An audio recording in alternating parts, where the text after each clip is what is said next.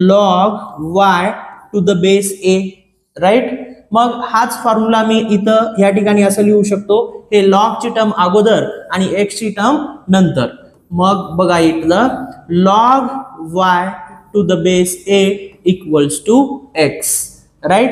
मग काय करायचं, जो गिवन प्रॉब्लेम आहे आणि लॉगॅरिथमिक फॉर्मचा जो फॉर्म्युला आहे हे दोन्ही कंपेअर करायचं. ठीक आहे, कंपेअर करा.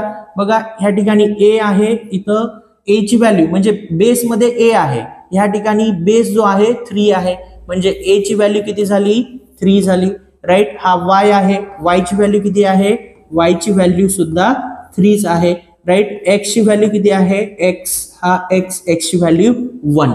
ठीक आहे, आपण काय केलं, हा लॉगॅरिथमिक फॉर्मचा फॉर्म्युला दिलेल्या प्रॉब्लेम सोबत कंपेअर करून a ची व्हॅल्यू काढून घेतलं आपण, y ची व्हॅल्यू काढून घेतलं आणि x ची व्हॅल्यू काढून घेतलं. ठीक आहे, आपल्याला क्वेश्चन मध्ये काय सांगितलेलं आहे, हा लॉगॅरिथमिक फॉर्म दिलेला आहे, याचं कन्व्हर्जन एक्सपोनेन्शियल फॉर्म मध्ये करायचं आहे, राईट.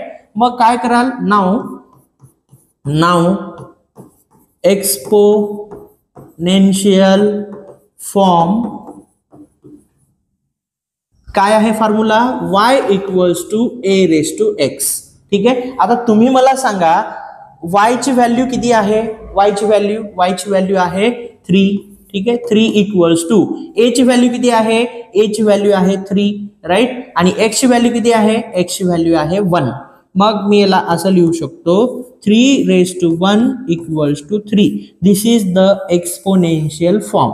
ठीक आहे, अशा टाइपचे प्रॉब्लेम तुम्हाला परीक्षेमध्ये 2 मार्क साठी येऊ शकतात. तर जर समजा तुम्हाला लॉगॅरिथमिक फॉर्म दिलेला आहे आणि त्याचं कन्व्हर्जन एक्सपोनेन्शियल फॉर्म मध्ये जर करायचं असेल तर या मेथडनं तुम्ही